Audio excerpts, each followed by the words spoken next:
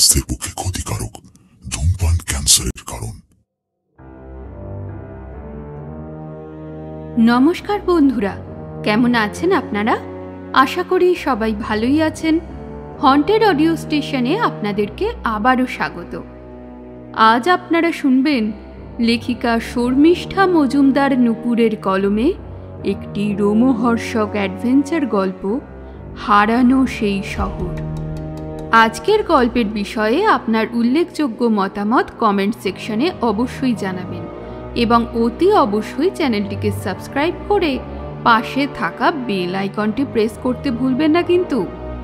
আজকের গল্প পাঠে রয়েছে সৌমিক এবং সূত্রধারের ভূমিকায় আমি দেবস্মিতা।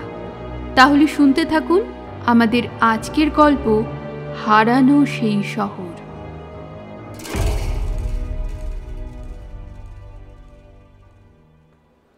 রিমা হঠাৎ করে নিরুদ্দেশ, অথচ তোদের কারো হুঁশ নেই। আমরা তো জানি না, এই শর্মিদির মুখে শুনে ছুটে এলাম। তাছাড়া আমরা ওর ফেসবুক ফ্রেন্ড, আমরা গেলে ওর বাড়ির লোক কি ভাববে সেটাও তো ভাববার বিষয়। তাতে কি হয়েছে সমিতা? গত 8 বছর আমাদের বন্ধুত্ব, এরপরও ওরা যদি কিছু ভাববে, কিন্তু আমরা তো আর হাত গুটিয়ে বসে থাকতে পারি না। চলোই না শর্মিদি, গলা ধাক্কা দিয়ে তার বের করে দেবে না। তাছাড়া আমরা তো ওনাদের চিনিই না, হতেও তো পারে আমাদের দেখে ওনারা মনে সাহস পাবে। ওই জন্যই তো সবাইকে একসঙ্গে ডাকলাম। দেখ, সবাই মিলে আলোচনা করে ঠিক করি যে কি করব। কিন্তু পারিবারিক কোনো ঝামেলা থাকলে? চল তো, তারপর দেখা যাবে। কথা হচ্ছিল নৈহাটির একটা নাম করা রেস্টুরেন্টে বসে। পরিতোষ মোদক, নীলাদ্রি রায়, সৌমিতা চক্রবর্তী আর শর্মিষ্ঠা মজুমদারের মধ্যে। সবাই একে অপরের সঙ্গে ফেসবুক গ্রুপের থেকেই পরিচিত। তারপর ধীরে ধীরে আলাপ আলোচনার মাধ্যমে বন্ধুত্ব হয়। শেষে নিজেদের একটা হোয়াটসঅ্যাপ গ্রুপ খুলেই ফেলেই 5 জন। ফেসবুক হোয়াটসঅ্যাপে পরিচিত হলেও সাক্ষাৎ ওদের এর আগে দেখা হয়নি, কিন্তু বন্ধুত্বটা একদম ছোটবেলার বন্ধুত্বের মতোই গভীর হয়ে উঠেছে। অনেকদিন ধরেই গ্রুপ মিটের কথা বলেও লাভ হয়নি। তারপর হঠাৎই ওরা রিমাদির ফেসবুকে একটা পোস্ট দেখে। ওর মেয়ে স্নেহা দিয়েছে। রিমাদি নাকি ঘুরতে গেছিলেন তার কিছু পরিচিত মানুষদের সঙ্গে, আর তারপর থেকেই তিনি নিরুদ্দেশ। এমনকি যাদের সঙ্গে ঘুরতে গেছিলেন তারাও জানে না। তারা লোকাল থানায় জানিয়েছে, বাড়িতেও খবর দিয়েছে। ফেসবুকে সে নিরুদ্দেশ নিয়ে পোস্ট দেখেই শর্মি সবাইকে ডেকেছে। কিছু তো করা একটা দরকার। ওরা 4 জন রিমাদির বাড়ি উপস্থিত হলো। রিমাদির স্বামী এবং মেয়ে ওদের সঙ্গে বেশ ভালোই ব্যবহার করলে। যদিও এই প্রথম আলাপ আর দুজনেই যথেষ্ট ভেঙে পড়েছে, তবুও ওদের যত্ন করে বসালো। চা খাবার কথাও বলল, কিন্তু ওদের সে মানসিকতা ছিল না। রিমাদির ছেলে খবরটা পেয়েই নাকি ছুটেছে। ওনার স্বামী অসুস্থ, তাই মেয়ে আর স্বামী বাড়িতে। রিমাদির মেয়ে স্নেহাই ওদের ঘটনাটা খুলে বলল। আসলে রিমাদি প্রচণ্ড কৃষ্ণ ভক্ত, সেটা ওরা 4 জনেও জানে। তো অনেক দিন ধরেই মথুরা ও দ্বারকা যাবার কথা হচ্ছিল, কিন্তু ছেলে মেয়েদের পড়াশোনা, সংসার, এই করে আর সুযোগ সুবিধা হয়নি রিমাদির। এখন ছেলে মেয়ে দুটোই বড় হয়েছে, কিন্তু রিমাদির স্বামী আবার একটু অসুস্থ। এমনি সব ঠিক আছে, কিন্তু প্রেশার এতটাই হাই যে বাইরে ট্রাভেল করা একটু মুশকিল তার জন্য। ওদিকে ছেলে মেয়ে আর স্বামী জানেন রিমাদির ছোট থেকে ইচ্ছা মথুরা এবং দ্বারকা দেখে আসা। অবশেষে সেই সুযোগ এসে গেল। পাড়ার এক ট্রাভেল এজেন্সি মথুরা, দ্বারকা এবং বৃন্দাবন ঘুরতে নিয়ে যাচ্ছিল। বেশিরভাগ বয়স্ক মানুষ ঘুরতে যাচ্ছেন সেখানে। রিমাদি একা কিছুতেই যেতে রাজি হননি। যদিও 40 তবুও শুধুমাত্র কৃষ্ণ ভক্তির কারণে ওনার পরিবারের সবাই প্রায় জোর করে ওনাকে রাজি করে।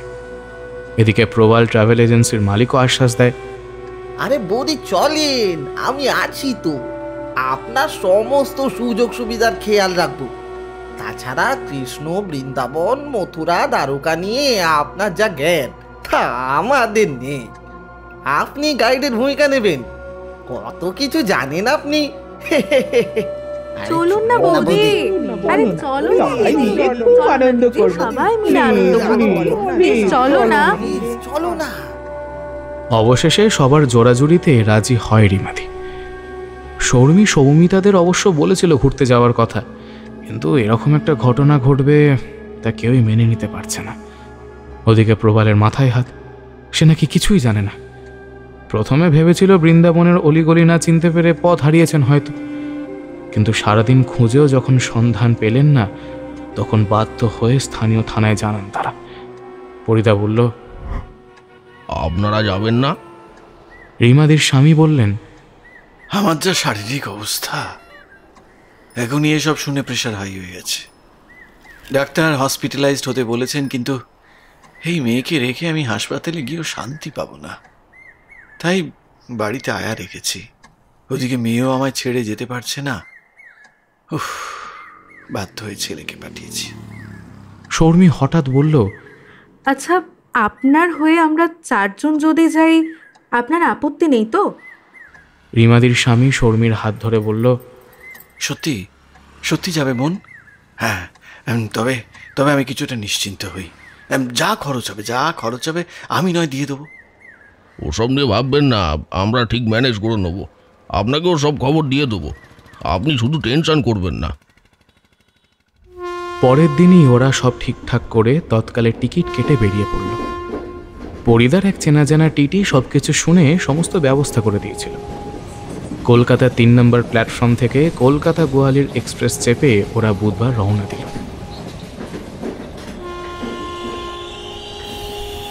পরের দিন মোটামুটি 10টার কাছাকাছি ওরা মথুরা স্টেশনে নাম। রিমাদির ছেলের নাম্বার আগেই নিয়ে নিয়েছিল তারা। ফোন করে জানলো ওরা বৃন্দাবনে একটা লজে রয়েছে। মথুরা থেকে বৃন্দাবন মোটামুটি 15 কিলোমিটার। ওরা একটা গাড়ি ভাড়া করে 4 জন ছুটল সেখানে।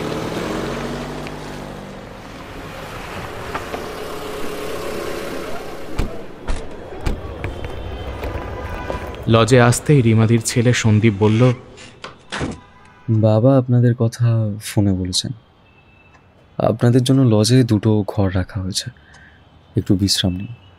শর্মী বলল, ওসব পরে হবে, আগে বলো সবাই কোথায়? নীল বলল, তোমরা কোনো খবর পেলে? না, খোঁজ চলছে, পুলিশ এসেছে জিজ্ঞাসাবাদ করতে। ওই রুমে সবাই আছে। যে লজে উঠেছে সেখানে পুলিশ অফিসার খুব ভালো। তিনি ওদের দেখে পরিচয় জানতে চাইলেন। তারপর সব শুনে ওদের প্রশংসা করে হিন্দিতে নিজের পরিচয় দিলেন। বললেন, আমি রূপ সিং রাঠোর। এখন তো এরকম বন্ধুত্ব দেখাই যায় না। আপনার ফেসবুক বন্ধু হয়েও যে এরকম ভাবে সেটা শুনেই ছুটে এসেছেন, সেটা শুনেই খুব ভালো লাগছে। আপনারাও দেখুন খুঁজে পান কিনা, আমরাও দেখছি। এই 2 দিন তো এনারা কান্নাকাটি এমন করেছেন যে কোনো ইনফরমেশনই পাইনি। আজকে তাই আবার এসছে। রিমা তো এখানকার কিছুই চেনে না, তাছাড়া ওইভাবে না বলে হঠাৎ করে নিরুদ্দেশ হয়ে যাবার মহিলা বলেও তো মনে হয় না। আচ্ছা, আমরা যদি এখানে থাকি তাহলে আপনাদের কোনো অসুবিধা নেই তো? থাকুন না, আমাদেরও তো খারাপ লাগছে ব্যাপারটা। আপনাদের সহযোগিতা পেলে খারাপ কি? আমরা রিমাকে না নিয়ে ফিরব না। দোস্তি হো তো এসা। রূপ সিং কথাটা বলেই প্রথমে ডাকল প্রবালবাবুকে। প্রবালবাবু নিজের পরিচয় ঠিকানা জানালো প্রথম দিকে। এক নজর কনস্টেবল সব নোট করছিল। প্রবালবাবু বললেন, দেখুন তো কি অবস্থা। আমি এতদিন ধরে ট্রাভেল এজেন্সি চালাচ্ছি, এরকম ঘটনা তো আগে কখনো ঘটেনি। আমি সন্দীপ দাকে মুখ দেখাবো কি করে? পৌঁতি তো আসতেই চাইনি, কেন যে আমি জোর করলাম। আপনি থোড়ি না জানতেন এমন হবে। আচ্ছা, এক্স্যাক্ট কি ঘটনা ঘটেছিল যদি একটু বলেন। মথুরা তো ভালোই ঘুরলাম, তারপর বৃন্দাবন এলাম। এখানে কদিন থাকবে সবাই। এখানে অনেক মন্দির, সবাই মন্দির দেখবে। সবাইকে লজের নাম, ঠিকানা, ফোন নম্বর দিয়ে দিয়েছি। বললাম কোনো কারণে আলাদা হলে আমার নম্বর আছে। তাছাড়া লজের নম্বর, নাম, ঠিকানা মনে করে নিন, অসুবিধে হবে না। সব তো ঠিকই ছিল। আমি তবুও বলেছিলাম বেশিরভাগ সব বয়স্ক মানুষ, তাই একা কোথাও যাবেন না। হয় 3-4 জন মিলে যাবেন, নয় আমি যখন নিয়ে যাব তখন যাবেন। রিমা বৌদি ভীষণ কৃষ্ণ ভক্ত। এর আগে উনি কখনো মথুরা, বৃন্দাবন আসেননি, কিন্তু এখানকার সব মন্দিরের, ঠাকুরের সব ইতিহাস ওনার জানা। এত জ্ঞান এর আগে দেখিনি। বিশেষ করে সেই জন্যই ওনাকে এনেছিলাম। এইসব পৌরাণিক আর ধর্মীয় কাহিনী বয়স্ক মানুষ ভীষণ ভালোবাসে। আমি তো আর কি করে বলেওছিলাম আপনি গাইডের কাজ করবেন। সেই মানুষটা এরকম হঠাৎ নিরুদ্দেশ কিভাবে হলো ভেবেই পাচ্ছি না। আরে মোসাই, সেটা তো বুঝলাম, কিন্তু সেদিন মানে যেদিন নিরুদ্দেশ হয়েছিল সেদিন কি কি ঘটেছিল সেটা যদি বলেন একটু। সবে আগের দিন আমরা এসে পৌঁছেছি। আগের দিনও কিছু মন্দির দেখে এসেছি, বৈষ্ণোদেবীর মন্দির, প্রেম মন্দির, কোমল মন্দির। পরের দিন নিধিবন ঘুরতে যাবার কথা, সবাই মিলে সেখানে গেলাম। রিমাদি নিধিবন নিয়ে যেসব অলৌকিক কাহিনী প্রচলিত সেই সব সবাইকে শোনাচ্ছিলেন। এমনকি যে কাহিনী ওখানকার লোকাল গাইড জানে না তিনি সেসবও বলে দিচ্ছিলেন। সবাই তাকে ঘিরে ধরেছিল। এরপর আমরা সবাই এক জায়গায় কিছুক্ষণের জন্য বসি। রিমাদি বাথরুমে যাবেন বলতে আমি নিজে একজনের সঙ্গে ওনাকে পাঠিয়ে দিই। সেই যে উনি গেলেন, তারপর আর খোঁজ নেই। সে কি? যার সঙ্গে পাঠিয়েছিলেন সে কি বলছে? সেটাই তো আশ্চর্যের। সে কিছুতেই কিছু মনে করতে পারছে না। আমরা ডাক্তার দেখিয়েছি, ডাক্তার বলছে সাময়িক স্মৃতিশক্তি হারিয়েছেন কোনো কারণে, মনে পড়ে যাবে, কিন্তু ততদিনে যদি রিমাদির কিছু হয়ে যায়। এরপর প্রবালবাবুর মতো সবাইকে জিজ্ঞাসা করা হলো, কিন্তু সবাই মোটামুটি একই কথা বলল। রিমাদি বাথরুমে যাবার পর হঠাৎ কি হয়েছে তা কেউই জানে না, আর যে যা জানে সে কিছুতেই কিছু মনে করতে পারছে না। তবে তাদের মধ্যে থেকে মাধবী নামে একজন বয়স্ক মহিলা বলল, আমি তো বাবা বেশি হাঁটতে পারি না, তাই থেকে থেকে বসে পড়ি। তা সেদিনও রিমা যখন সবাইকে নিধিবনের গল্প বলছিল আমি কাছেই বসেছিলাম। দুজন ছোকরা অনেকক্ষণ ধরে রিমার কথা শুনছিল। ওরা আমাদের দলের নয়, তা আমি ভাবলাম ওরা বোধহয় নিধিবনের গল্প শুনছিল, কিন্তু তারপরে ওরা আমাদের পিছু পিছু চলছিল। ছেলে ছোকরা সাধারণত এরকম ঠাকুর দেবতার ভক্তি কম হয়। তাছাড়া ওদের পোশাক আশাকেও সেরকম মনে হচ্ছিল না, বরং কেমন যেন একটা বকাটে রকমের। যখন রিমা আর মৌ বাথরুমে গেল ওরাও পিছু পিছু গেল। তখন মনে যে খটকা লাগেনি তা নয়, কত রকমের তো লোক আসে। রিমাদি তো আর বাচ্চা নয়। তাছাড়া মৌ ছিল ওখানে, না জেনে কাউকে সন্দেহ করা ঠিক নয়। রূপ সিং নড়ে চড়ে বসলো। এবার সে বলল, সে কি? এতক্ষণ তো বলেননি। আমি এখনই যাচ্ছি। আশেপাশে কোথাও কারো ছবি থেকে বা ভিডিও বা সিসিটিভি ফুটেজ সংগ্রহ করতে পারলে আপনাদের কারোকে ফোনে পাঠাচ্ছি। কোন দুজন আমাদের জানাবেন, তারপরটা আমরা দেখছি। এনারা কেউ ছবি তুলেছেন কিনা দেখুন না, এদের থেকেও তো পেয়ে যেতে পারেন। ঠিক বলেছেন, যার কাছে যা ছবি আছে নিয়ে আসুন তো দেখি। বেশিরভাগই সবই বয়স্ক মানুষ, তীর্থ করতে এসেছেন, তাই ছবি তেমন কারোর কাছে পাওয়া গেল না। তাদের মধ্যে বেশিরভাগ ফোন ঠিকমতো ব্যবহার করতেই জানে না অনেকে। যাদের কাছে ছবি পাওয়া গেল তাদের কাছে সেরকম ছবি নেই, সব মথুরা আর ওদের দলের। রূপ সিং বলল, স্পটে গিয়েই খোঁজ নিতে হবে তো মনে হচ্ছে। ওদের কাছেও তো আপনাদের গ্রুপের ছবি থাকবে, তবুও দিন, ওর নাম্বার আর নামটাও দেখি, কিছু পাওয়া যায় যদি। প্রবালবাবু বললেন, আমি একজন ফটোগ্রাফারকে আমাদের ছবি তুলতে দিয়েছি। যে যে ছবি তুলেছে তারা টাকা দিয়ে নিজেদের ছবি নিয়ে নেবে। কিছু গ্রুপ ছবি আর ঘোরাঘুরির ছবি রয়েছে, আপনি ওর কাছেও দেখতে পারেন। ঠিকানা আর নাম্বার নিয়ে বেরিয়ে পড়ল রূপ সিং। যাবার আগে ওদের নিজের নাম্বার দিয়ে বললেন, আচ্ছা, এটা আমার নাম্বার, দরকার হলে আমাকে ফোন করবেন। আমাদেরও তো কিছু করা দরকার। এইভাবে তো আমরা হাতে হাত রেখে বসে থাকতে পারি না। আপনারাও বরং চলুন, নিধিবনে আরেকবার যাই। যদি ওখানে মা অসুস্থ হয়ে পড়ে থাকেন আর কেউ হাসপাতালে ভর্তি করে থাকে, অথবা মা হয়তো মৌমাছির মতোই সাময়িক স্মৃতিশক্তি হারিয়েছেন, আরেকবার জিজ্ঞেস করলে হয় না আশেপাশে? আমরাও তাই ভাবছি, সবাই বরং একটু খাওয়া দাওয়া করে বেরিয়ে পড়ি, যদি কারোর থেকে কোনো খোঁজ পাওয়া যায়। ওরা সবাই মিলে খাওয়া দাওয়া করে বেরিয়ে পড়ল।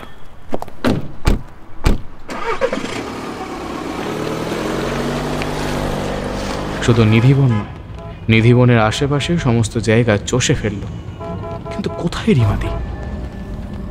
কাল কেউ অসুস্থ হয়নি, অ্যাক্সিডেন্টের ঘটনাও নেই। আশেপাশে যে সমস্ত পুলিশ থাকেন তারাও এরকম কোনো ভদ্রমহিলাকে একা দেখেননি যিনি হারিয়ে গেছেন। তথাকথিত কোনো কেসও ফাইল হয়নি। আর সবচেয়ে বড় কথা, গত 2-3 দিনে এরকম কোনো কিছুই ঘটেনি যা সন্দেহজনক। সন্দীপনের মুখ কালো হয়ে আছে। বাড়িতে কি খবর দেবে সে? বাবার প্রেশার বেড়ে যায় একটুতেই। তারপর মা কোনোদিনও এভাবে একা বের হয়নি, তাই দুশ্চিন্তা বেড়েই চলেছে ওদের। আশেপাশের দোকানে খোঁজ নেওয়া শুরু করলো ওরা। অবশেষে একজন গোপাল বিক্রেতা ওদের একটা চমকানোর মতো খবর দিল। বাবু, আপনারা যেমন বলছেন ঠিক সেরকম একজন মহিলা আমার দোকানে গোলাপের দাম করছিলেন। হঠাৎ করে 2জন ছোকরা ছুটে এসে ওনাকে কি যেন বলে, তারপর উনি ফিজ করে কিছুক্ষণ ওদের সঙ্গে কথা বলেন। আমি মাঝিকে জিজ্ঞেস করেছিলাম কোনো অসুবিধা হয়েছে নাকি। না না, অসুবিধা কিছু না, ওরা একটু কথা বলতে চায়। আমি না হয় এসে গোপাল কিনবো।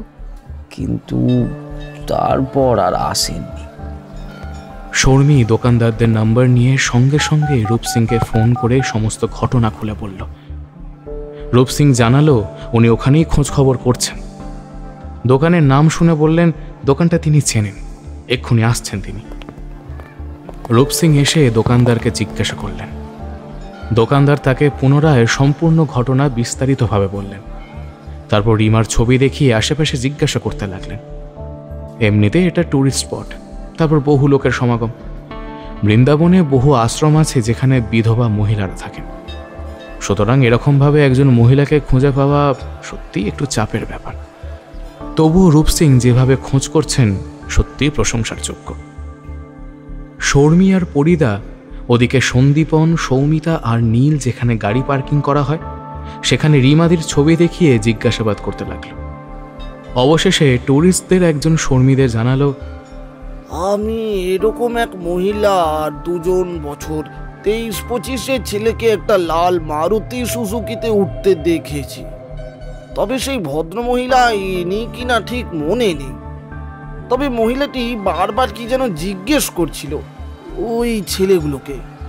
সেই দেখে গাড়ির কাছে যেতে ওদের হাবভাবে আমার কেমন যেন ধারণা হয়, যেন ভদ্রমহিলাকে জোর করেই গাড়িতে তোলা হচ্ছে। আপনি এরকম দেখে আটকাননি কেন? আপনি তো চাইলেই আটকাতে পারতেন। আপনি গাড়ির নাম্বার নোট করেছিলেন? গাড়ির নম্বর জানতে চাওয়ায় তিনি বললেন, এখানে রোজ হাজার হাজার ট্যুরিস্ট আসে দাদা, এত দেখে রাখা কি সম্ভব? তাছাড়া অনেকে এখানে আসার পর এমন ভক্তিতে মজে যায় যে যেতেই চায় না, তাদের জোর করে নিয়ে যাওয়া হয় সেই সময়। তাই বিষয়টা অতটা ভেবে দেখিনি।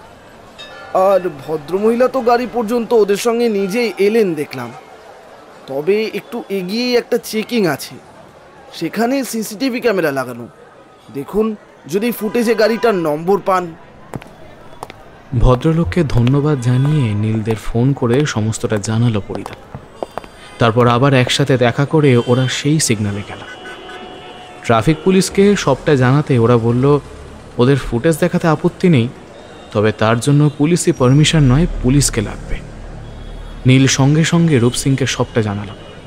তিনি এসে ট্রাফিক পুলিশের সঙ্গে কথা বলে গাড়ির নাম্বার বের করলেন। তারপর ওদের জানালেন ঘণ্টাখানেকের মধ্যে গাড়ির ডিটেলস বের করেছেন তিনি। হঠাৎ করেই সন্দীপনের কথায় ওদের বিস্ময়ের সীমা থাকে না। ওরা যখন ফুটেজ সংগ্রহ করছিল তখন হঠাৎ করে সন্দীপনের ফোনে প্রবালদার ফোন আসে। রিমাদি নাকি ফিরে এসেছেন। শর্মীদের অসুবিধা হবে বলে সন্দীপন ফোনটা বাইরে একটু দূরে নিয়ে গিয়ে কথা বলছিল। ফোনে কথা বলেই এক মুখ হাসি নিয়ে ছুটে এসে বলল, মাকে পাওয়া গেছে, লজে ফিরে এসেছে, শিগগিরই চলো। বাড়িতে আগে জানিয়ে দে। সন্দীপন বাড়িতে ফোন করতে করতে নীল তৎক্ষণাৎ রূপ সিংকে জানিয়ে দিল।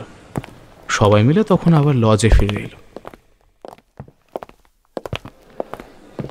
রিমাদিকে দেখে এই দুদিনেই একদম বিধ্বস্ত মনে হচ্ছে। সবাই ওনাকে ঘিরে ধরেছে একেবারে। একমাত্র প্রবালবাবু সবাইকে অনুরোধ করে চলেছেন, বৌদিকে একটু সময় দিন, চা খাবার জল দেওয়া হয়েছে। রিমাদি চা খাচ্ছে। সন্দীপনকে দেখে ছুটে এলেন তিনি। এতক্ষণ শক্ত ছিলেন, এবার তার চোখে জল দেখা গেল। সন্দীপনও মাকে পেয়ে জড়িয়ে ধরল। রিমাদিকে সময় দেওয়ার জন্য পরিদারা 4 জন, রূপ সিং আর সন্দীপন বাদে প্রবালদা সবাইকে নিয়ে চলে গেল। রূপ সিং বলল, আপনি ঠিক আছেন তো ম্যাডাম? আপনার কিছু হয়নি তো? রিমাদি ঘাড় নেড়ে বলল, না না, আমি একদম ঠিক আছি। কোথায় গেছিলে তুমি হঠাৎ করে, আর এলেই বা কি করে? রিমাদি বলল, সে অনেক বড় ঘটনা। অন ডিউটি আছি ম্যাডাম, আমাকে তো সব জানতেই হবে। তার জন্য কিছু পৌরাণিক কাহিনীও বলতে হবে। ধীরে সুস্থে বলো, আমরা শুনছি। আসলে আমার দ্বারকা নগরী দেখার ইচ্ছা ছিল বেশি।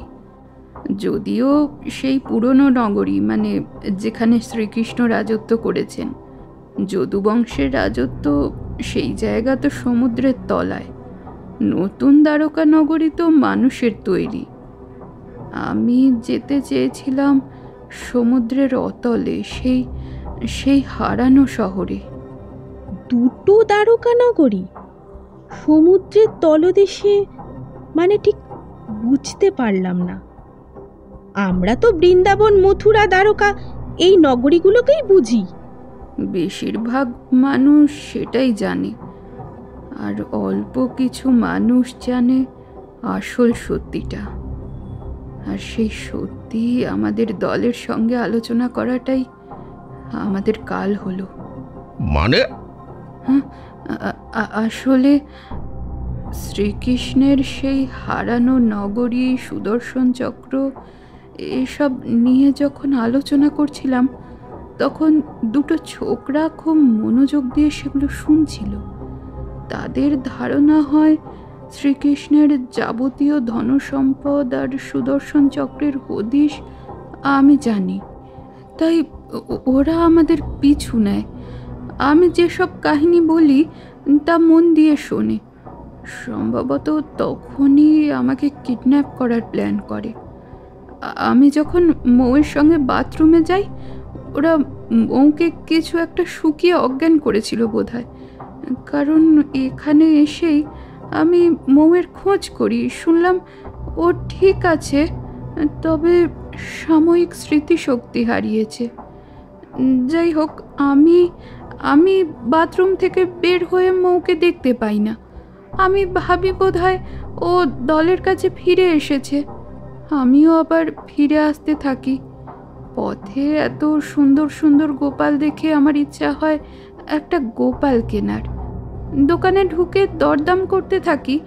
হঠাৎ খেয়াল হয় মৌকে তো খুঁজে পাইনি, আগে ওর খবর নেওয়া দরকার। অচেনা জায়গা, তারপর নয় আবার এসে কেনা যাবে। আমি দোকান থেকে বের হতেই ছোকরা দুটো আমার কাছে আসে। ফোনে মৌয়ের ছবি দেখিয়ে বলে, আপনার সঙ্গে এই মেয়েটা ছিল না, ও ওখানে অজ্ঞান হয়ে পড়ে আছে, আপনি শিগগির চলুন। আপনাদের লোক হলে আপনাদের সঙ্গে আর যারা আছে খবর দিন। আমি মৌয়ের ছবি দেখে সত্যিই ঘাবড়ে যাই। কিছু না ভেবেই ওদের সঙ্গে যাই। দূরে দেখি মৌ সত্যিই বসে, কিন্তু ওর কাছে যাবার আগেই একটা গাড়ি আমার সামনে এসে দাঁড়ায়। সঙ্গে সঙ্গে ওরা আমায় জোর করে গাড়িতে তোলে। তারপর আমায় জানায় ওই সুদর্শন চক্র আর দ্বারকা নগরীর সম্পদের খোঁজ না দিলে ওরা আমায় মেরে ফেলবে। আমি জানাই দ্বারকা তো সমুদ্রের তলদেশে। ওরা বলে যে ওদের সব ব্যবস্থা আছে, ওরা ঠিক ওখানে নিয়ে যাবে আমায়। শুধু আমায় ওই ধনসম্পদের খোঁজ দিতে হবে। আমি ওদের যত বলি যে আমি শুধু পুরোনো পুঁথিপত্র পড়ে এইসব জেনেছি, দ্বারকা তো দূর, মথুরা বৃন্দাবন পর্যন্ত আসিনি, এই প্রথম এখানে এসেছি। কিন্তু কে শোনে কার কথা? গাড়িতে করে আমাকে সোজা তারা নিয়ে গেল দ্বারকার পথে। কথাটা শুনে নীল বলল, সে কি একেবারে কিডন্যাপ, তাও শ্রীকৃষ্ণের শহর বৃন্দাবনে? তবে আর বলছি কি। তবে পালিয়ে এলেন কি করে? রিমাদি হেসে সন্দীপনের দিকে তাকিয়ে বলল, পন আর স্নেহার জন্য। সন্দীপন অবাক হয়ে বলল, আমার জন্য? মনে নেই আমার ফোনটা সুইচ অফ হয়ে গেছে বলে তুই আর স্নেহা নিজেদের টাকায় আমায় একটা নতুন ফোন আর সিম কিনে দিয়েছিস অনলাইনে পেমেন্ট করার জন্য। তা হয়েছে কি, এখানে কোথায় হারিয়ে যাবে বলে ওই নতুন ফোনটা আর টাকার ব্যাগটা বুকের কাছে রেখেছিলাম। ওটা অফ করেই ছিল। আমার ফোনটা তো ওরা গাড়িতে উঠতেই নিয়েছিল আর সুইচ অফও ছিল। যেতে যেতে রাস্তার এক জায়গায় ধাবায় খেতে নেমেছিল। আমাকে গাড়িতে বেঁধে রাখতো, খাবার নিয়ে এসে দিত। আমি বাথরুমে যাব বলতে বলল নির্জন কোনো জায়গা দেখে গাড়ি থামাবে, কিন্তু আমি নাছোড়বান্দা, পটি পেয়েছে বলে না যেতে দিলে গাড়িতেই হয়ে যাবে। অনেক বলার পর ওদের মধ্যে একজন আমায় নিয়ে ধাবার বাথরুমে গেল। মহিলা টয়লেটের সামনে আমাকে শাসিয়ে ভেতরে যেতে দিল। আমার কপাল ভালো, একজন মুসলিম ফ্যামিলির 2 মহিলা ভেতরে ছিল। ওদের মোটামুটি হিন্দিতে সব বুঝিয়ে বললাম। ওদের মধ্যে বয়স্ক একজন নিজের বোরখা খুলে আমায় পরিয়ে দিলেন। তারপর ওই বয়স্ক মহিলা এমনি আর অন্যজন আমার হাত ধরে একসঙ্গে বের হয়ে এলাম। আমি তো বোরখা পরে ওদের সঙ্গে ওদের গাড়িতেই উঠলাম। ওরা আমায় থানায় যেতে বলল, কিন্তু আমি বললাম যে বৃন্দাবনে আমাদের লোক আছে, ওরা নিজেদের টাকায় তখন আমায় একটা গাড়ি ভাড়া করে দিল। আমি জানালাম যে টাকা আছে আমার কাছে, তাছাড়া অনলাইনে আমি পেমেন্ট করতেও জানি। ড্রাইভারকে টাকা দিয়ে কিছু খাবার আর জল কিনে নিলাম। আমি লজের নাম আর ফোন নাম্বারও দিলাম, ড্রাইভারের চেনা। ওরা গাড়ির নাম্বার নিয়ে লজে ফোন করে দিল। সময় মতো আমরা না পৌঁছালে থানায় খবর দিতে বলল। আর আমায় বলল যে লজে না পৌঁছানো পর্যন্ত বোরখাটা যেন না খুলি। তারপর যে কিভাবে এসেছি আমিই জানি। প্রথমেই ওই ফোন খুলে সন্দীপনকে ফোন করলাম, কিন্তু ওর ফোন লাগছিল না। তারপর বাড়িতে ফোন করে স্নেহাকে জানাই যে আমি ঠিক আছি। বৃন্দাবনে হারিয়ে গিয়েছিলাম, পুলিশ আমায় লজে পৌঁছে দিয়েছে। তারপর প্রবালদাকে ফোন করি। অবশ্য ইতিমধ্যে প্রবালদাকে লজের মালিকই খবর দিয়ে দিয়েছিল। তারপর এখানে পৌঁছে নিশ্চিন্ত। রূপ সিং বলল, আপনি তো খুব সাহসী আর বুদ্ধিমতী ম্যাডাম।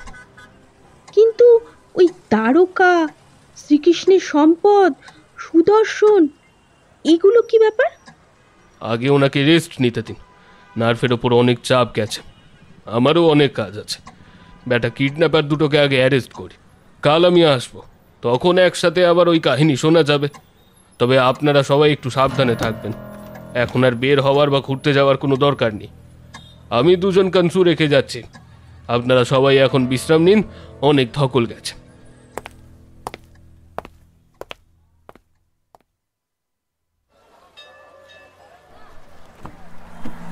সকালে রূপ সিং গাড়ির বন্দোবস্ত করেছেন। সবাই মিলে ওরা দ্বারকা রওনা দিয়েছে। আসলে ওই দোকানদার কার থেকে ছবি সংগ্রহ করেছে ওই 2টো ছেলে। রূপ সিং রিমাদিকে ওই ছবিটা দেখিয়েছেন। রিমাদি কনফার্ম করেছেন ওই ছেলে দুটোই ওকে কিডন্যাপ করেছিল। ওদের নাকি দ্বারকায় দেখা গেছে। রূপ সিং দ্বারকার থানার ইনচার্জকে সমস্ত জানিয়ে ছেলে দুটোকে নজর রাখতে বলেছেন। গ্রেপ্তার করতে নিষেধ করেছেন এখনই। সবাই মিলেই যাচ্ছিল। সৌমিতা বলল, আচ্ছা, ওই সুদর্শন চক্রের ব্যাপারটা বললে না তো? সুদর্শন চক্র যে শ্রীকৃষ্ণের অস্ত্র সেটা তো সবাই জানো। সবাই ঘাড় নেড়ে সম্মতি জানালো। রিমাদি বলল, এই সুদর্শন চক্র শিব, বিষ্ণু আর তার অবতার ছাড়া কেউ চালানো তো দূর, ধারণই করতে পারে না। হ্যাঁ, কারোর মতে এটা শিবের অস্ত্র, কারোর মতে বিষ্ণু, আবার কারোর মতে এটা বিশ্বকর্মা স্বয়ং বানিয়েছে। তুমি জানো কাহিনীগুলো দি? হ্যাঁ ঠিক, তবে কারোর মতে সুদর্শন চক্র শিবের অস্ত্র। একবার অসুরদের পরাক্রম এতটাই বেড়ে গিয়েছিল যে তারা স্বর্গ, মর্ত আর পাতাল অধিকার করতে যায়। কিন্তু শিব তো ধ্যানমগ্ন। বাধ্য হয়ে বিষ্ণু শিবের তপস্যা শুরু করেন। প্রতিদিন তিনি 1,000 পদ্মফুল দিয়ে শিবের পুজো দেন। এতে শিব সন্তুষ্ট হন। কিন্তু তিনি বিষ্ণুর পরীক্ষা নেবার জন্য একটা পদ্মফুল লুকিয়ে রাখেন। পুজো দেবার সময় 999টা পদ্মফুল দেখে বিষ্ণু ভাবেন, আমার চোখও তো পদ্মফুলের মতোই। তখন তিনি নিজেই নিজের চোখ উপড়ে শিবকে অর্পণ করেন পদ্মফুলের জায়গায়। শিব তখন বিষ্ণুর ভক্তিতে প্রসন্ন হয়ে বিষ্ণুকে সুদর্শন চক্র উপহার দেন। সেই দিয়েই বিষ্ণু অসুরদের নিধন করেন। আমরা জানি সুদর্শন বিষ্ণুর অস্ত্র। একমাত্র বিষ্ণু এর ব্যবহার ছাড়া আর ধারণ করতে পারা ছাড়া তো অন্য কেউ করতে পারে না। সুদর্শন চক্র আসলে সূর্যের শক্তি থেকে উৎপন্ন। স্বয়ং বিশ্বকর্মা 3টি জিনিস তৈরি করেছিলেন সূর্যের শক্তি থেকে। একটা পুষ্পক রথ, দ্বিতীয় সুদর্শন চক্র, আর তৃতীয় মহাদেবের ত্রিশূল। কিন্তু শ্রীকৃষ্ণ তো মানুষ রূপেও জন্মগ্রহণ করেন, তবে তিনি সুদর্শন চক্র কোথায় পেলেন? সৌমি বলল, আরে সৌমি, এক্ষুনি তো বলল, শুনলি না? বিষ্ণু আর তার অবতারদের সুদর্শন চক্র ধারণ করার ক্ষমতা ছিল। শ্রীকৃষ্ণ, রাম, পরশুরাম সবই বিষ্ণুর অবতার। শ্রীকৃষ্ণ তার গুরু পরশুরামের কাছ থেকে সুদর্শন চক্র লাভ করেন। কথার মাঝে ওদের আরেক কলিগ ঋদ্ধ বলল, সুদর্শন চক্র এমন এক অস্ত্র যার উপর প্রয়োগ করা হয় তার নাম স্মরণ করে ছেড়ে দিলেই হলো। একদম অব্যর্থ, শত্রুর বিনাশ না করে ফিরবে না। এটা নাকি শ্রীকৃষ্ণের তর্জনীতে অনবরত ঘুরত আংটির মতো। ভাবো একবার, যে অস্ত্র বিশ্ব ব্রহ্মাণ্ড ধ্বংস করার ক্ষমতা রাখে সেটা উনি আংটির মতো তর্জনীতে ধারণ করতেন। কত বড় শক্তিশালী মানুষ হলে এটা করা সম্ভব। এই অস্ত্রের গঠনও অদ্ভুত। দুটো চক্র মিলে সুদর্শন চক্র, যা দুটি বিপরীত দিকে অনবরত ঘুরে চলেছে। কেউ বলে এর 10 লাখ চক্র, মানে ব্লেড, কেউ বলে 108টি। এর মাঝখানে সূর্যের শক্তি বিদ্যুতের মতো কাজ করে। কিন্তু অনেকেই বলে যে সুদর্শন নাকি আসলে কালের চক্র, অর্থাৎ সময়ের চক্র। সুদর্শন নাকি কালকে নিয়ন্ত্রণ করতে পারে। এই জন্যেই যখন জয়দ্রথ অভিমন্যুকে বধ করেছিল, তখন অর্জুন প্রতিজ্ঞা করে ওই দিনের যুদ্ধে সূর্যাস্তের মধ্যে তিনি হয় জয়দ্রথকে হত্যা করবেন, নয় নিজেকে ভস্মীভূত করবেন। জয়দ্রথকে মারতে না পারলে অর্জুন মৃত্যুবরণ করবে জেনে কৌরবরা সব রথী মহারথীদের ঘিরে জয়দ্রথকে রক্ষা করে। এমন সময় সূর্যাস্ত হয়। তখন অর্জুন অগ্নিকুণ্ড সাজিয়ে প্রস্তুত হয়, যাতে প্রাতত্যাগের জন্য। সূর্যাস্ত হয়েছে ভেবে জয়দ্রথ বেরিয়ে আসে যেই, ঠিক তখনই শকুনি জানায় যে এর পুরোটাই আসলে শ্রীকৃষ্ণের ছল। তিনি সুদর্শন চক্র দিয়ে সূর্যকে ঢেকে দিয়েছিলেন। ওদিকে জয়দ্রথকে সামনে পেয়ে অর্জুন তাকে তখন বধ করেন।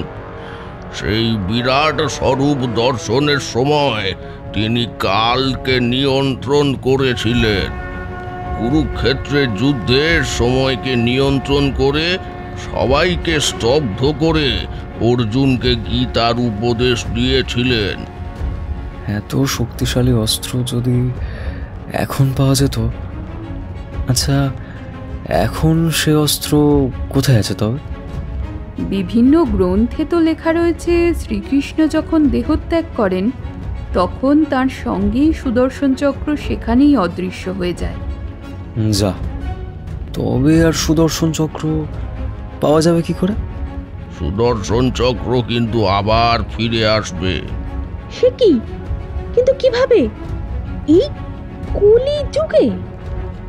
আবার যখন বিষ্ণু অবতার অবতীর্ণ হবেন তখন। শ্রীকৃষ্ণের মৃত্যুর পর কলিযুগের সূচনা হয়, আর কলিযুগে বিষ্ণু কল্কি অবতারে জন্মগ্রহণ করবেন। তখন তিনি সেই সুদর্শন চক্র ঠিক খুঁজে বের করবেন আর সেই চক্র দিয়ে পাপীদের বিনাশ করবেন। পরিদা বলল, তবে তুমি কোথা থেকে ওই সুদর্শন চক্রের দেখা পাবে? আর যাই হোক, তুমি তো কল্কি নয়। সেটা ওদের বোঝায় কে? আমি যত বলি আমি জানি না, ততই ওদের ধারণা হয় যে আমি জানি সুদর্শন চক্র আর দ্বারকা কোথায়, যেন আমি স্বয়ং শ্রী বিষ্ণু। ওসব কিছু না ম্যাডাম, আসলে সবটাই লোভ। আপনি এসব নিয়ে পড়াশোনা করছেন, অনেক কিছু জানেন, তাই ওদের ধারণা হয়তো আপনি এসব নিয়ে রিসার্চ করছেন বা এমন কেউ যার এই সম্পর্কে সব তথ্য জানা।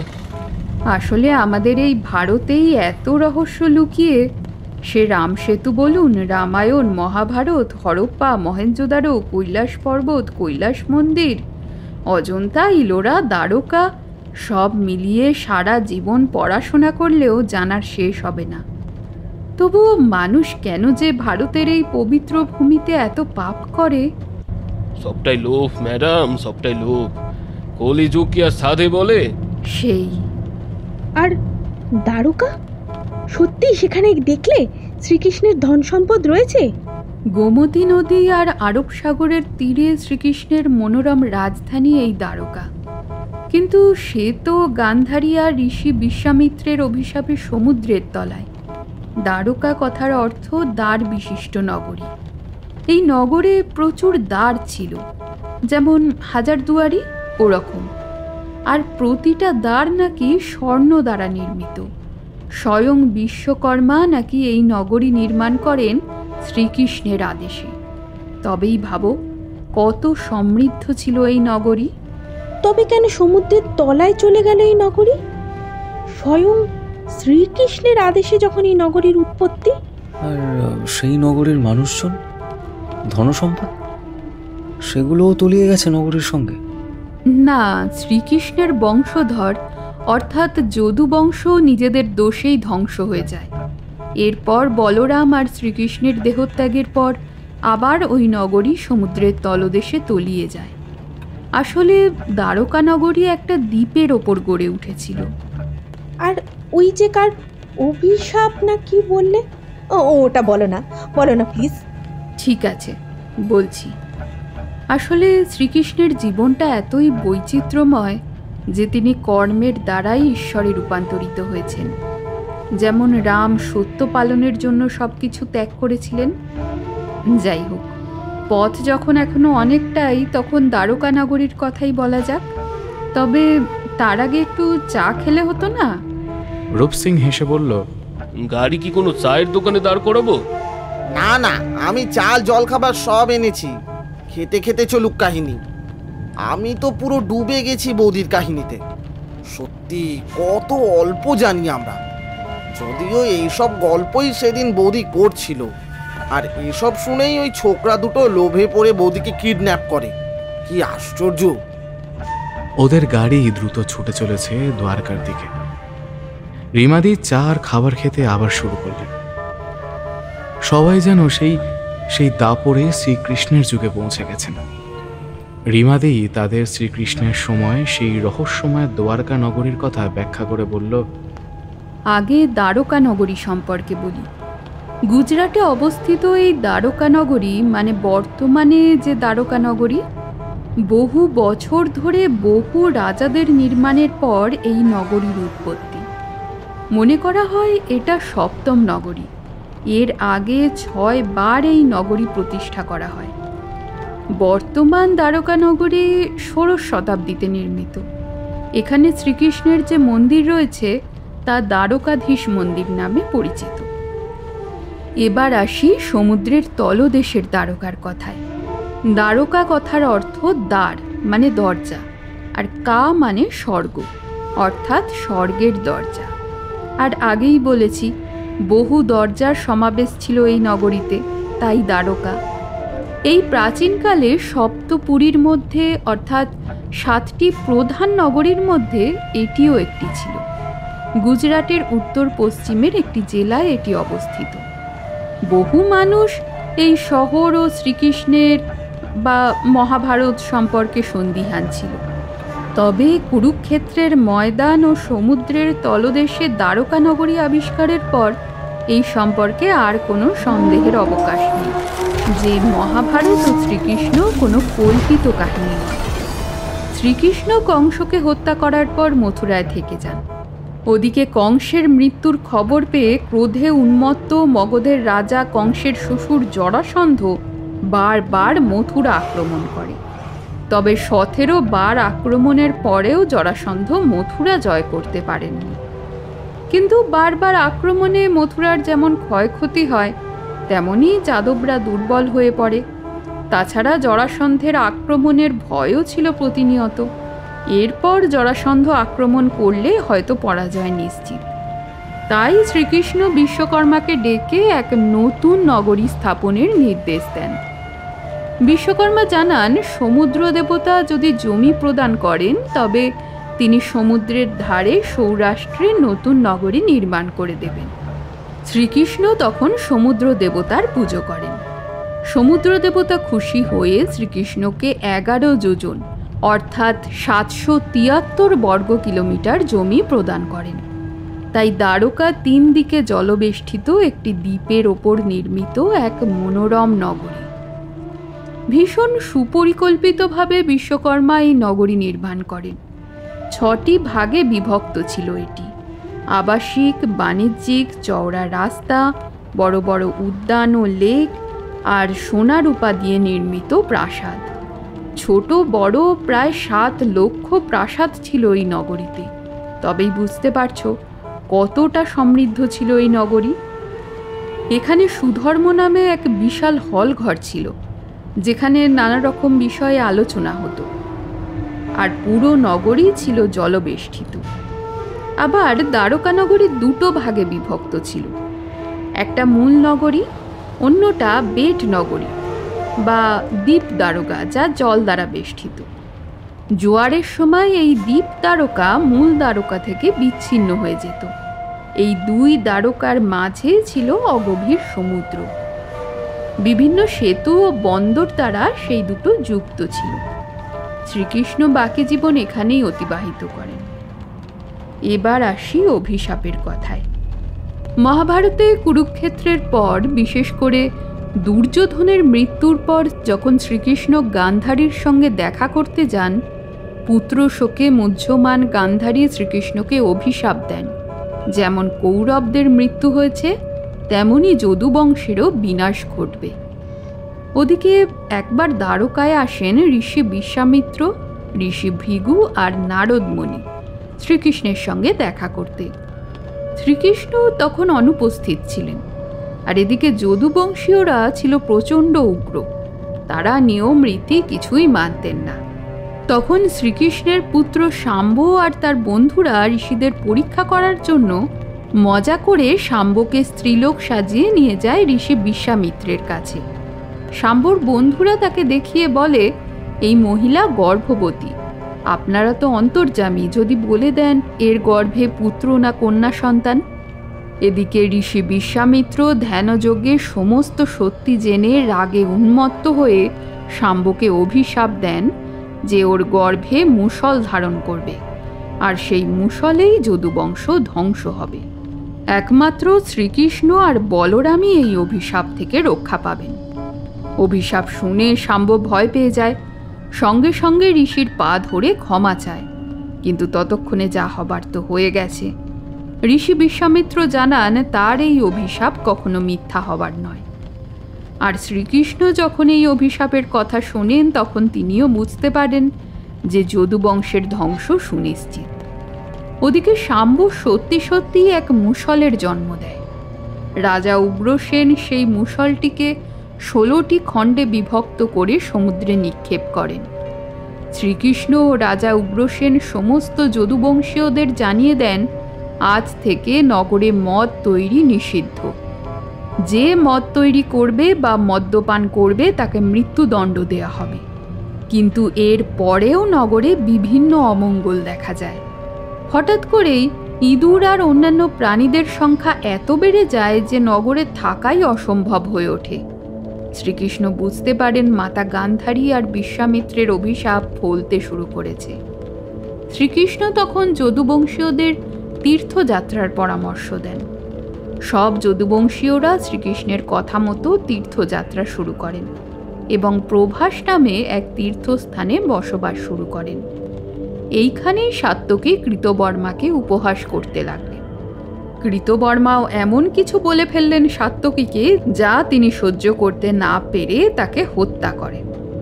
এই ঘটনা দেখে বাকি সবাই সাত্যকীকে ঘিরে ফেললেন এবং ভীষণ প্রহার করলেন। ওদিকে সাত্যকীকে একা দেখে শ্রীকৃষ্ণপুত্র প্রদ্যুম্ন ছুটে এলেন সাহায্য করতে। দুজনে বীর বিক্রমে লড়াই করলেন, কিন্তু সবার সঙ্গে একা দুজনে পেরে উঠলেন না। অবশেষে লড়াই করতে করতেই সাত্যকী আর প্রদ্যুম্নর মৃত্যু হল। শ্রীকৃষ্ণ যখন প্রদ্যুম্ন আর সাত্যকীর মৃতদেহ দেখে ভীষণ ব্যথিত হয়ে এক মুঠো দুর্বা ঘাস তুলে নিলেন, সেটি সঙ্গে সঙ্গে মুষলে পরিণত হল। কালের নিয়তি অনুসারে সেই মুষল নিয়েই যদুবংশীয়রা একে অপরের সঙ্গে দ্বন্দ্ব যুদ্ধে লিপ্ত হলেন। এইভাবে একে একে সমস্ত যদুবংশের মৃত্যু ঘটল। শ্রীকৃষ্ণ বলরামকে সেখানে রেখে দ্বারকায় ফিরে বাসুদেবকে সমস্ত কিছু জানালেন। এরপর বলরাম অপেক্ষা করছে বলে প্রভাসে ফিরে এলেন। ফিরে এসে শ্রীকৃষ্ণ দেখলেন বলরাম ধ্যানে মগ্ন। দেখতে দেখতে তিনি শেষ নাগে রূপান্তরিত হলেন এবং শ্রীকৃষ্ণের অনুমতি নিয়ে আবার বৈকুণ্ঠে ফিরে গেলেন। শ্রীকৃষ্ণ দুঃখিত মনে বনের মধ্যে প্রবেশ করে গান্ধারীর অভিশাপের কথা ভাবছিলেন। ওদিকে জড়া নামে এক ব্যাধ শ্রীকৃষ্ণের পাকে হরিণের মুখ ভেবে তীর ছুঁড়ল, আর সেই তীরের আঘাতেই শ্রীকৃষ্ণের মৃত্যু হয়। মৃত্যুর সময় জড়া এসে শ্রীকৃষ্ণকে দেখে তার কাছে ক্ষমা প্রার্থনা করে। শ্রীকৃষ্ণ তাকে আশ্বস্ত করে দেহত্যাগ করেন।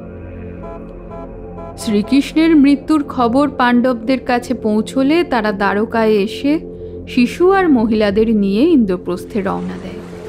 পাণ্ডবরা ইন্দ্রপ্রস্থ ছাড়তেই দ্বারকা নগরী আবার সমুদ্রের তলদেশে চলে যায়। হয়তো সমুদ্র দেবতা তার জমি ফিরিয়ে নেন। এইভাবেই দ্বারকা নগরী সমুদ্রে নিমগ্ন হয়। তার মানে সমস্ত সম্পত্তি জলমগ্ন। আর প্রভাস ক্ষেত্রের কাছেই জঙ্গলে শ্রীকৃষ্ণ দেহত্যাগ করেন, মানে সেখানেই সুদর্শন চক্র রয়েছে। কাহিনী তো তাই বলছে, তবে এত বছরে ওই সম্পদ আছে কিনা সন্দেহ। সম্পদ না থাক, সমুদ্রের দেশে দ্বারকা নগরীর তো দর্শন হবে, আর ও দু বেটাকেও তো অ্যারেস্ট করতে হবে। পৌরাণিক কাহিনী বলতে বলতে কখন যে ওরা দ্বারকা পৌঁছে গেছে কারোরই খেয়াল নেই। দ্বারকা থানার ইনচার্জ উদয় অগ্নিহোত্রী ওদের ওয়েলকাম করলেন। তারপর রিমাদির মুখে আরেকবার সব শুনে বললেন, রূপসিং স্যার আমাদের সব জানিয়েছেন, চিন্তা করবেন না ম্যাডাম। আমরা ওই দুটো ছোকরাকেই ট্রেস করেছি। আমরা এর মধ্যেই আরও অনেক ইনফরমেশন জোগাড় করেছি। কিছুদিন ধরে দ্বারকায় কিছু ফরেনার দেখা যাচ্ছে, যারা স্কুবা ডাইভিং করে সমুদ্রের তলদেশে বেশ কিছুদিন ধরে ভ্রমণ করছে। আমাদের ধারণা তারা দ্বারকা নগরীর খোঁজ পেয়েছে এবং সেখানে এমন কিছু সন্ধান করেছে যা অমূল্য। এই দুই ছোকরাও ওদের সঙ্গে ছিল। এরা স্থানীয়। এর আগে এরকমই বৃন্দাবনের এক গাইড অদৃশ্য হয়েছে। আমাদের ধারণা এই দুজন এমন ইনফরমেশন খুঁজেছেন যা দ্বারকার অদৃশ্য সম্পদের খোঁজ দেবে, আর সেটা গাইডদের থেকে ভালো কে পারবে। তাই এই গাইডকে কিডন্যাপ করেছে, যেরকম রিমা ম্যাডামকে করেছিল। উনি নিজের বুদ্ধি বলে পালিয়ে এসেছেন। এবার এমনও হতে পারে ওরা পৌরাণিক এমন কোনো শক্তির সন্ধানে যা সারা বিশ্ব ধ্বংস করতে সক্ষম। বিশ্বাস করবেন কিনা জানি না, এটম, বেতার তরঙ্গ থেকে বিমান সবটাই তো ভারতীয়দের দান। সে যতই কপিরাইট অন্য বিজ্ঞানীদের নামে থাকুক, আমাদের ঋষিমুনিরা তো কবেই এসব লিখে গেছে পুরাণে। সে জ্যোতির্বিজ্ঞান হোক, চিকিৎসা অথবা জ্ঞান বিজ্ঞান, যাই হোক, আমরা সমস্ত ইনফরমেশন জোগাড় করেছি। যেহেতু এটা আরব সাগরের তলদেশে, তাই নৌসেনাদেরও জানিয়েছি। তবে কি জানেন তো, এদের প্রচুর টাকা, তা পারমিশন আর লোক জোগাড় করতে বেশি সময় লাগে না। ঠিক কোনো না কোনো ফন্দি বের করে নেয়। উদয়দা ওদের আগে প্রমাণ সমেত ধরুন, একদম মিডিয়ার সামনে হাজির করুন, তারপর দেখছি কি করে বাচাধন পালায়। ইন্টারন্যাশনাল নিউজ করে ছেড়ে দেবো বাচাধনদের। ভারতের সম্পত্তি চুরি করে এরা নিজেদের দেশে সাজিয়ে রাখবে, দেখাচ্ছি মজা। রিমাদি বলল, কিন্তু আমাদের দ্বারকানগরীতে যাবার কি হবে? হ্যাঁ, যাওয়া হবে ম্যাডাম, তবে তার আগে ওই ভালুকা তীর্থে যেতে হবে। যদিও ওটার এখন পুরোপুরি জঙ্গল নেই, এখন সুন্দর মন্দির আছে, তবে আমি ফোর্স দিয়ে ঘিরে রেখেছি। রেডিও অ্যাক্টিভিটি ট্রেস করাতে পারে এমন সব যন্ত্র নিয়ে এসেছি। আপনাদের সঙ্গে নিজে একবার খোঁজ করে দেখতে চাই, যদি সত্যি শ্রীকৃষ্ণ কোথায় দেহত্যাগ করেছেন সেই জায়গাটা পাওয়া যায় কিনা। সত্যি যদি সুদর্শন চক্র থাকে তবে খোঁজ মিলতে পারে। শ্রীকৃষ্ণ তো ভগবান, তবে তার দেহত্যাগ করার দরকার কি ছিল? শুনেছি বিভীষণ, অশ্বত্থামা, হনুমান সবাই অমর, তবে শ্রীকৃষ্ণ নয় কেন? শ্রীকৃষ্ণ অবতার রূপে ধরাধামে জন্ম নেন, আর জন্ম হলে মরতে হবে। তাছাড়া কর্মফল অতি বিষম বস্তু। কথিত আছে বালি আর সুগ্রীবের যুদ্ধে রাম অন্যায়ভাবে বালিকে হত্যা করেন। বালি ছিলেন অপ্রতিরোধ্য, আর বালি আর সুগ্রীবের চেহারা ছিল এক রকম। তাই সুগ্রীবের গলায় রাম মালা পরিয়ে দেন এবং আড়াল থেকে বালিকে লক্ষ্য করে তীর ছোড়েন, তাতেই বালির মৃত্যু হয়। বালি রামচন্দ্রকে ক্ষমা করলেও তার পুত্র ক্ষমা করেনি। সে প্রতিজ্ঞা করে তার পিতার মৃত্যুর জন্য যে দায়ী তার মৃত্যু হবে তারই হাতে। দাপর যুগে জড়া নামে সেই ব্যাধ হল বালির পুত্রেরই পুনর্জন্ম, যে শ্রীকৃষ্ণের পাকে হরিণের মুখ ভেবে তীর ছোঁড়ে, আর যার ফলে শ্রীকৃষ্ণ দেহত্যাগ করে স্বর্গে ফিরে যান।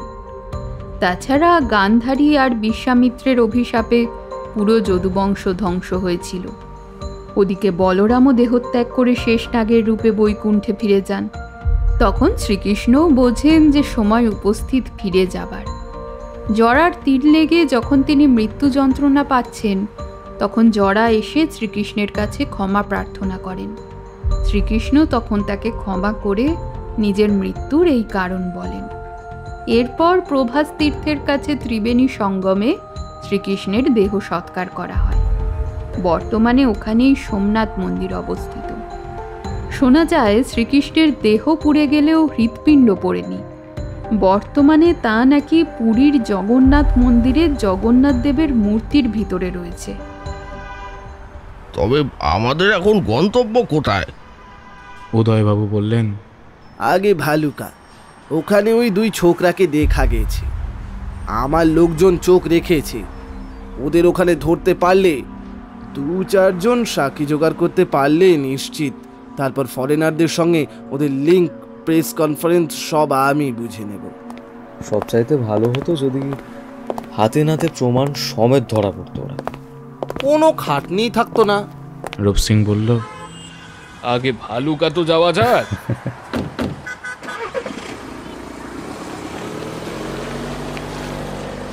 ভালুকা এসে তো ওরা অবাক, কোথায় ফরু আর কোথায় নো এন্ট্রি।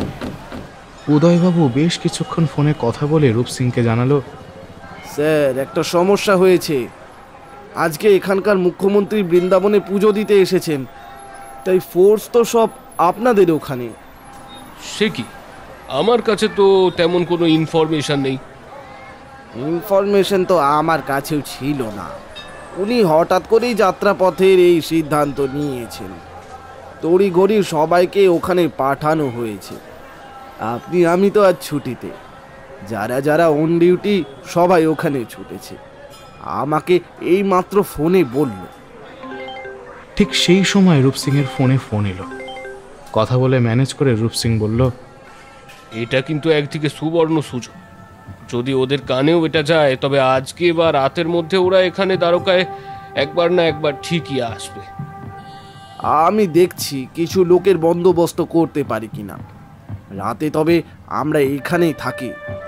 কাল নয় দ্বারকায় সমুদ্রের তলদেশে যাওয়া যাবে, আমি সমস্ত ব্যবস্থা করে রেখেছি। শুধু আজকের বদলে কাল যাব বলে দিই। রূপ সিং ঘাড় নাড়ল। উদয়বাবু ওদের থাকার ব্যবস্থা করে ফোন করে সমস্ত ব্যাপারটা ম্যানেজ করল।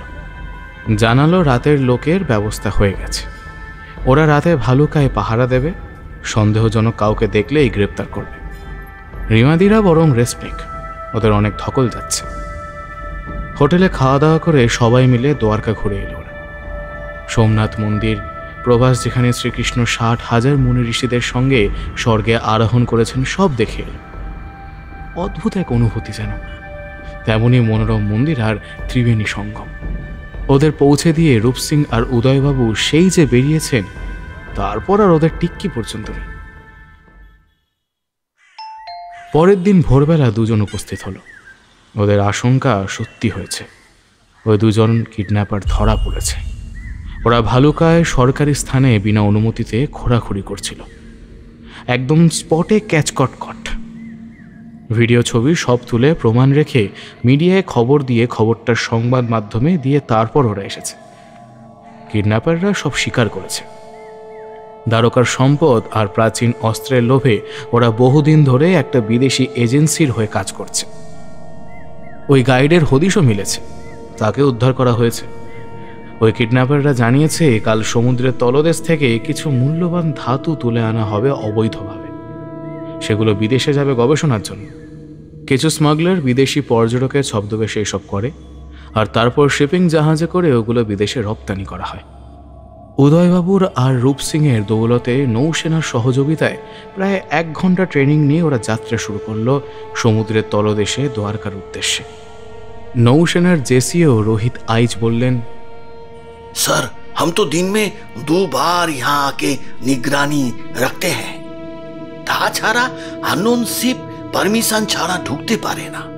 তবে ইদানিং ওই স্কুবা ড্রাইভিং কারণে बहुत लोग बहुत बार गया है। किसके मन में क्या है কি করে বলি বলুন তো? ঠিক আছে উদয় বাবু আর আপনাদের কথা মতো নজর রাখছি। কোনো সন্দেহজনক কিছু দেখলেই আমাদের সেনা ব্যবস্থা নেবে। আপনাদের সঙ্গেও তাই যেসব ডুবুরি পাঠাচ্ছি তাদের সঙ্গে স্পেশাল অস্ত্র থাকবে। আপনাদের মধ্যে কারো যদি শ্বাসের কোনো অসুবিধা হয় তবে সঙ্গে সঙ্গে চলে আসবেন। মহিলারা যারা আছেন তাদের জন্য অবশ্য ডুবোযানের ব্যবস্থা করা হয়েছে। আপনারা আসুন আমার সঙ্গে। আগে আগে উদয়বাবু, রূপসিং, পরিদা, নীল, সন্দীপন আর প্রবালবাবু চলেছেন ডুবুরির পোশাকে। পিছনে পিছনে রিমাদিদের ডুবোযান, আর আছে 4 জন অস্ত্রধারী ডুবুরি। সমুদ্রের তলদেশে প্রায় 60 ফুট গভীরে যাওয়ার পর সবার মধ্যে একটা উত্তেজনা দেখা গেল। ওরা যেন ইশারায় করে দেখাচ্ছে। ডুবোযানের ড্রাইভার আঙুল দিয়ে দেখালো, ওই যে গাছপালা জমা চওড়া জিনিসগুলো দেখছেন, ওগুলো আসলে বড় বড় পাথর। এরপর দেখবেন শুধু পাথর আর পাথর। এখানে যে কোনো এক সমৃদ্ধশালী নগরী ছিল তাই বড় বড় পাথরগুলো দেখলেই বোঝা যায়। এগুলোর মাঝখানে আবার ছিদ্র আছে। এগুলো একটার উপর একটা বসিয়ে ইন্টারলক করে তারপর প্রাসাদ নির্মাণ হতো। এসব কথা শেষও হয়নি।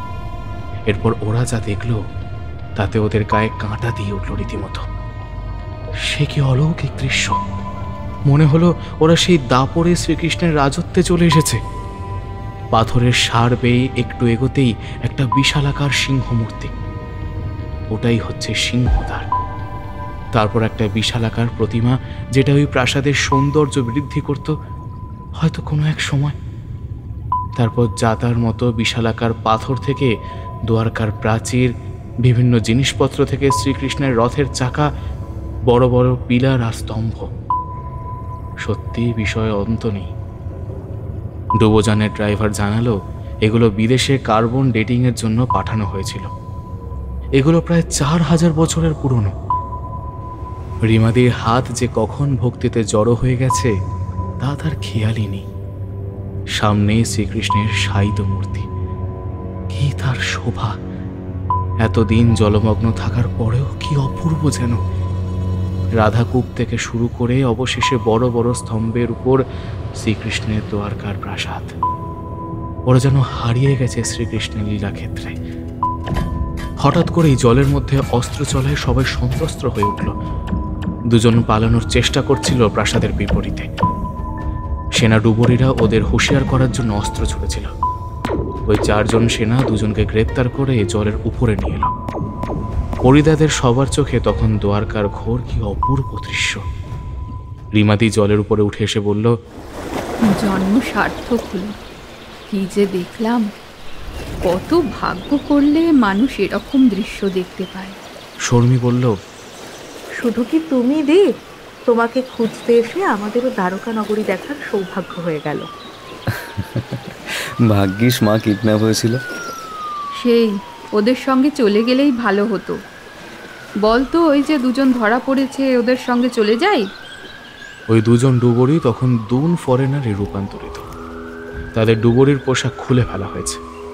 তাদের পোশাকের ভেতর থেকে প্রচুর প্রাচীন মুদ্রা পাওয়া গেছে। রোহিত আইজ জানালেন এগুলো সোনা রূপার চেয়েও মূল্যবান। বিদেশে এসব চড়া দামে নিলাম হয়। অনেকদিন ধরে ওরা রিপোর্ট পাচ্ছিলেন, কিন্তু ওনাদের নজরে আসেনি। অবশেষে এরা ধরা পড়ল। আর কতজন আছে ওই দলে দেখতে হবে। ওদিকে রূপ সিং আর উদয়বাবু ভূয়সী প্রশংসা করলেন, সঙ্গে রিমাদি। সংবাদ মাধ্যমে খবরটা এর মধ্যে ছড়িয়ে পড়েছে। এক তো মুখ্যমন্ত্রী এসেছেন, তারপর ভালকায় 2 জন, আবার প্রভাসের ত্রিবেণী সঙ্গমে সমুদ্রের তলায় 2 জন ধরা পড়েছে, তাও বিদেশি পর্যটক। স্বয়ং মুখ্যমন্ত্রী খবর পেয়ে ছুটে এসেছেন। তিনি রিমাদিদের পুরো দল সঙ্গে রূপ সিং, উদয়বাবু আর রোহিত আইচের সঙ্গে দেখা করে সমস্ত ঘটনা শুনলেন। তিনি ওদের সবার প্রশংসা করলেন, এবং বিশেষ করে রিমাদির বুদ্ধির আর জ্ঞানের।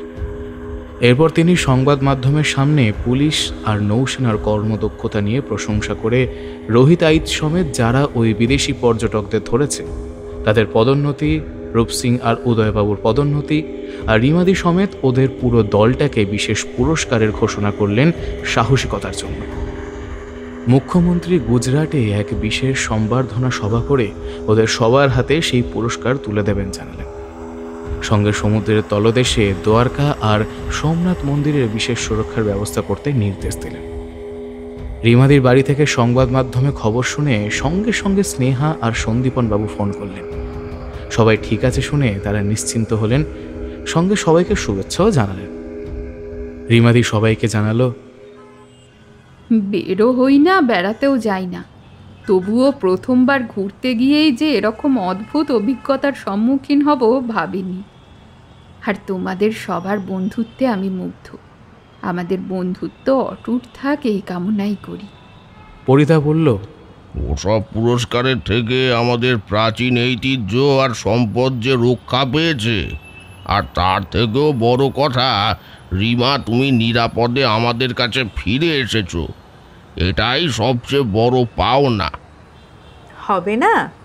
আমাদের বন্ধুত্বের জোর আর টানটা দেখতে হবে তো। একদম। এরপর ঘুরতে গেলে কিন্তু সবাই একসাথে যাব, তবে আর টেনশন থাকবে না। বিপদও আমাদের দেখে 10 বার ভাববে আসবে কি আসবে না। রূপ সিং আর উদয়বাবু এতক্ষণ ওদের কথা শুনছিল। ওরা বাংলা ভালোই বোঝেন। হেসে বললেন, ভারতবর্ষের যেখানেই যাবেন আমাদের 2 জনকে জাস্ট একটা ইনফর্ম করবেন। সেই জায়গায় সেরকম চেনাশোনা থাকলে আমরা অবশ্যই সাহায্য করব। আমি আর স্নেহাও কিন্তু তোমাদের সঙ্গে যাব। বৌদি, এই অধম কি তবে বাদ যাবে? একদমই নয়। সত্যি বলতে আপনার জন্যই আমার দ্বারকা দর্শন হলো। আমরা সবাই মিলে আবার বেরিয়ে পড়ব। আমার তো ভীষণ ভালো লেগেছে। বেড়ানো, অ্যাডভেঞ্চার, বন্ধুত্ব, মজা সব মিলিয়ে একেবারে সিনেমা। সবাই আনন্দে হৈ হৈ করে লাফিয়ে উঠল। পরবর্তী গন্তব্য তবে ঠিক করে নেওয়া যায়। আপনারা বলুন না কোথায় যাওয়া যায়, তাহলে আবার নতুন ভ্রমণ, সঙ্গে টান টান রহস্য, রোমাঞ্চ। কি বলেন? এতক্ষণ আপনারা শুনছিলেন আমাদের আজকের নিবেদন হারানো সেই শহর। লেখিকা শর্মিষ্ঠা মজুমদার নূপুর। গল্প পাঠে সৌমিক। পরিতোষ মোদক বা পরিদার ভূমিকায় শ্রীরূপ। নীলাদ্রি রায় বা নীলের ভূমিকায় রাহুল। রিমাদির স্বামীর ভূমিকায় রাজ। রূপ সিং এর ভূমিকায় শুভম। প্রবাল ও লোকাল গাইডের ভূমিকায় রাহুল। সৌমিতার ভূমিকায় সুদীপ্তা। উদয় অগ্নিহোত্রীর ভূমিকায় রাহুল, রোহিত আইচের ভূমিকায় রাজ, মাধবী ও রিজ্ঝোর ভূমিকায় অনুশ্রী, শর্মীর ভূমিকায় খুশি, গোপাল বিক্রেতা ও সন্দীপনের ভূমিকায় রূপম এবং রিমা ও গল্পের সূত্রধার আমি দেবস্মিতা। আজকের গল্পের শব্দগ্রহণ এবং আবহে রয়েছে বিশ্বদীপ, ডিরেকশনে টিম হন্টেড অডিও স্টেশন। গল্পটি আপনাদের কেমন লাগলো এই বিষয়ে আপনাদের মূল্যবান মতামত জানান আমাদের কমেন্ট সেকশনে। আর হ্যাঁ, আমাদের কিন্তু আপনারা স্পটিফাইতেও পাবেন। আর নিত্য নতুন আপডেট পেতে আমাদের ফেসবুক পেজটাকে ফলো করতে ভুলবেন না। আপনিও যদি লেখক হন আর গল্প পাঠাতে চান কিংবা আমাদের দলের সদস্য হতে চান, তাহলে hauntedaudiostation@gmail.com পাঠিয়ে দিন আপনার গল্প কিংবা ভয়েস ফাইল। গল্পের ক্ষেত্রে শব্দ সংখ্যা ন্যূনতম 5000 আর ভয়েসের ক্ষেত্রে ন্যূনতম 4 মিনিটের ফাইল পাঠাবেন। নিচে অবশ্যই আপনার নাম এবং কন্ট্যাক্ট নাম্বার লিখে দেবেন। সিলেক্ট হলে আপনাদের সঙ্গে যোগাযোগ করে নেওয়া হবে। আজকের গল্প এখানেই শেষ হলো। আবারও দেখা হবে নতুন আরেকটি গল্পের সঙ্গে। সবাই ভালো থাকুন, সুস্থ থাকুন। ধন্যবাদ।